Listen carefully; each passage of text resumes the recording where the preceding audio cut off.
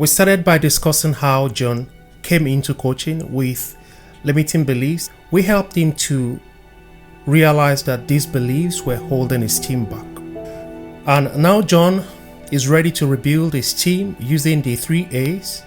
And I've added a link in the description area of this video so you can see where we share the 3 A's of fundamental human motivation that John can use to start changing his team, and that you also can use.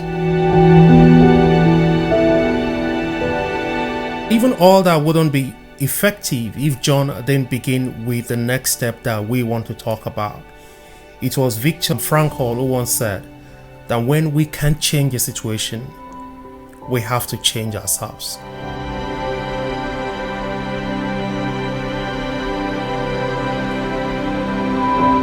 You see, by adopting that mindset, leaders like John can transform themselves first and then transform their team.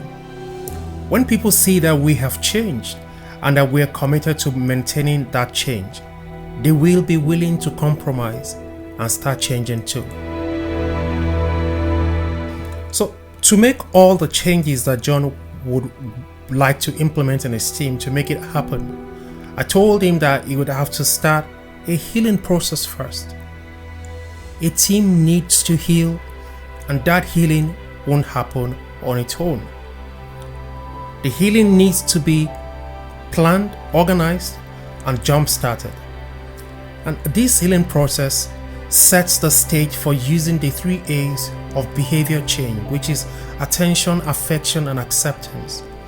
You cannot implement these 3 A's without first laying the foundation for the healing. Let's dive into the step-by-step process of starting the healing. Healing is about rebuilding trust and closing the perception gap that is caused by limiting and destructive mindset. There are a few things John must do to properly kickstart healing in his team. So I made it clear to John that healing doesn't happen in just one meeting, but that one meeting is crucial in determining how the healing will begin. And so the healing needs to be done right. So what we did was we crafted a plan to launch successfully, to address these issues and to create a lasting impact. And here's how we did it. First, John needed to be clear with himself about his personal agenda for the meeting. This is crucial for setting the right tone and objectives. John's personal plan should focus on taking ownership of the team's breakdown and genuinely accepting the blame. You see, a leader must approach his team's healing process from this perspective. His plan must include acknowledging his limiting mindset and how it affected the team culture and each team member. I made clear to John that this session should also include apologizing and asking for feedback on how to move the team forward. So John needed to make this meeting about his actions and how they have affected the team, not about what others are doing wrong. Because another meeting can be set where we do behavioral and performance analysis of each member of the team. The next thing we talked about was whether John should use a facilitator to ensure the process would be smooth and unbiased. We both decided that having a neutral third party would be helpful. A facilitator can keep the discussion on track, ensuring that the meeting stays focused on the agenda and objectives. This is particularly important in a sensitive meeting like this where emotions can run high. And this would also ensure that everyone feels heard. A facilitator can encourage some of the quieter members of the team to speak up and make sure also that dominant voices don't overshadow others.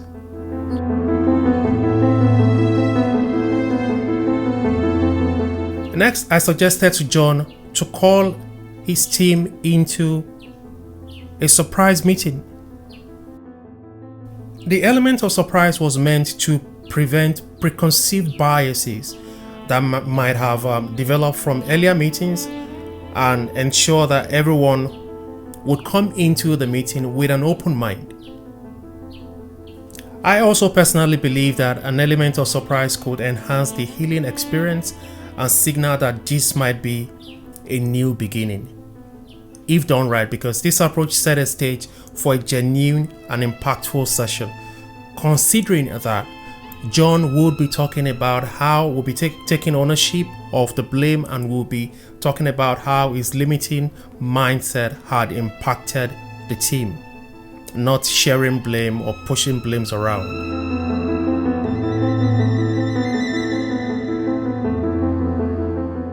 This next step is one of the most impactful parts of our plan. Apart from John taking the blame and acknowledging his own limiting mindset might have impacted the team, I told John that he would have to acknowledge each team member's strengths. He would have to prepare for this session by reflecting on what he genuinely appreciates about each person in his team.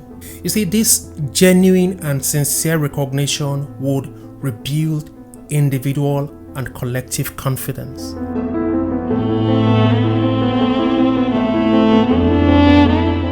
When people know that you see them, when they know that you care about them, when they know that you appreciate them, it builds their confidence, it builds their trust, and it reignites their commitment towards the ultimate goal.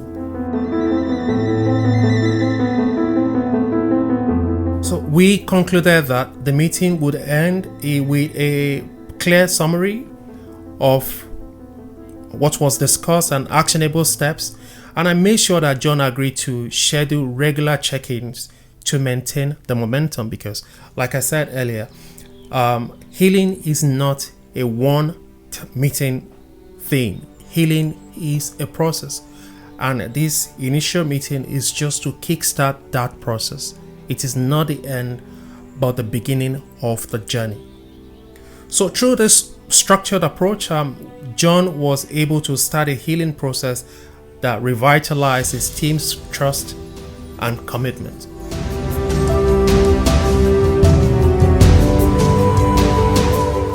If you're facing similar challenges, I want you to consider the steps to guide your team towards a healthier and more collaborative environment. If you want to know where this our conversation with John started from, you can check the description area. You will find a link to the playlist of our entire conversation about John. And if you found this video helpful, don't forget to like, comment, and subscribe for more insight on understanding behavioral sciences to boost your ability to influence others. And see you in the next video.